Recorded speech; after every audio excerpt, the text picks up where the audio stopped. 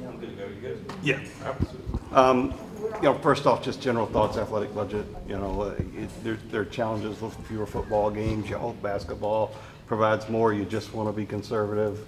What did you come up with? Yeah, I feel like this is the first budget, like Nick hit on, since COVID, where we felt like we addressed a lot of the necessities as far as just travel and operational costs. And yeah, there's some presumptions there that basketball is going to do better than it's done the last couple of years. But as I say, if you're not going to be an optimist in this job, then why are you doing this job? So I think it's a realistic budget and allows our head coaches and all of our department heads, I think, to stay within the budgets that we've outlined for them. So I think we're in a good position moving into 25. There will probably never be one without the extra stuff, but man, Louisville's had so much, whether it's naming rights or coaches or whatever you've had that's been on top. As those things start to fade away, a whole new set of challenges will come next year. But yeah. Hopefully, are we nearing hopefully the end of that kind of thing? I hope so, and I think that's once again from an optimistic standpoint. When this athletic department is clicking on all cylinders, it has the ability to generate the revenue that we need relative to the changes that we're going to see moving forward. But in order for us to do all of that, we have to eliminate all the things that you just mentioned. And so that's what we're trying really, really hard to do. And, I feel like the light's at the end of the tunnel, and, but such is life. There's probably going to be something that pops up somewhere. But, right now, today, I feel like we can see some really positive things happening, and we just have to make sure that we eliminate or significantly reduce any of those things that impact us on, on the expense side. When you look at, you talked about some of the changes coming under this settlement. How do you think that will impact some of the non-revenue sports here in the department? Yeah, we did that. Obviously, we put that chart up of when we talk about sports and what it costs to have a sport in an athletic department. To me, there's three buckets, right? You've got salaries associated just with that sport. So that's really your coaching staff, director of ops, things of that nature. Then you've got financial aid costs, and then you've got operational costs. And I think most of our coaches in our non-revenue sports operate pretty lean. They always have. They will continue to do that. So there's not a lot of opportunities to, hey, let's cut this, let's cut that. But what I've asked everybody in our department to do, and myself included, and the example I used in a previous article was our previous associate AD, can we maybe just through attrition, as other top opportunities arise for people, say, hey, can we move some responsibilities around and do things a little bit differently and pick up some cost savings? And we're going to try to do that across the department, and not just in personnel. How do we operate? How do we save some dollars here or there? As my CFO is walking behind you guys here, it's a quote of his, so I'll have to give him credit for it, but he says peanuts feed elephants. And so, $20 million, that's a big expense line. And I know we're not just going to cut our way to $20 million. That's not the expectation, but the expectation is to run a very functional athletic department where we aren't wasting dollars, and all those dollars that we are finding are going towards that expense line that we're going to see here in the near future. And it seems like in there, talking about just the different ways that you can try to bring that down to like 15 million is what you're outlining, and just that seems like your main goal as this kind of starts up next year, correct? Yeah, I mean it's going to be a balance of revenue and expense, and every athletic director, every university is trying to come up with that formula that works for them, and it's all these things that we talked about, right? Reduce those one-time expenses that are they're killers. They are killers on your budget, and if you go back the last 7-8 years and add all of those up, right, it's a big number. And then you say, all right, we're going to operate some yearly operating expenses. We're going to increase some revenues. We're going to do some things like that. And the other thing we have to do is, what are the new revenue streams? Are there opportunities with, for example, if we're bringing name, image, and likeness with all of our student athletes in-house, we can start to use them in promotions, and is there opportunity for them to maybe do different media, some things like that, where it's like, hey, that's a new revenue stream. Some things like that. So we have to be creative. This is a changing landscape in college athletics, and we have to be coming up with ideas and be prepared for the future, and that's what we're going to try to do. You mentioned that the potential more in-house NIL function.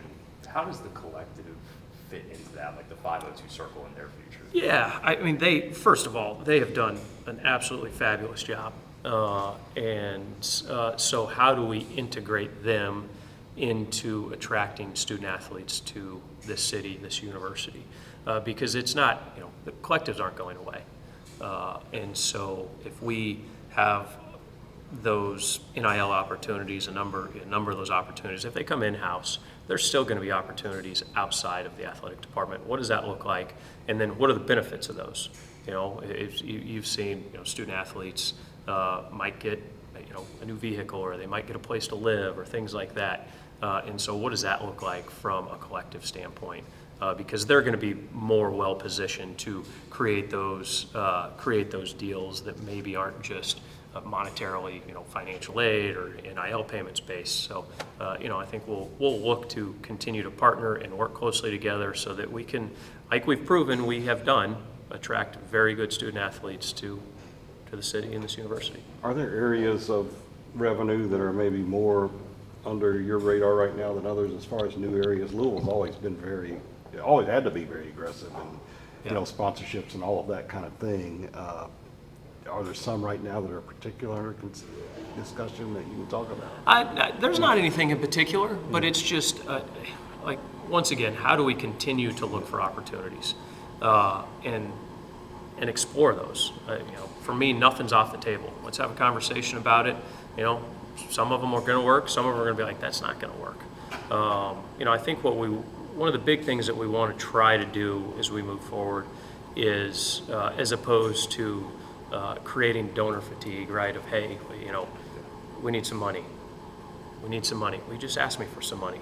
We want to try to create a more comprehensive package where it's like, hey, this is what this athletic department needs to operate. This is the expense tied to it. When I say expense, I'm talking to the donor, to the fan, and we just approved football season ticket prices for next year, and I talked about that a little while ago. This is really an industry that we know what it's going to cost to operate now, right? And so how do we come up with that revenue to say, hey, this is, our fans expect us to operate at this level. Well, this is the expense to do that, and this is how we're going to get there with that, with that overarching number. In relation to one of the items that was previously approved, but we haven't talked to you since the end of the baseball season, have you and Dan had any conversations about what he expects moving forward and what you expect moving forward? Yeah. I think I talked to head coaches pretty regularly, and Dan and I, we had conversations, right up through the end of the season, and look, Dan's highly competitive, and that's why he's been to 5 College World Series, and that's why he's one of the best baseball coaches in the country. And I think it was really a matter of circumstance where a building gets, essentially, hey, we're going to do this.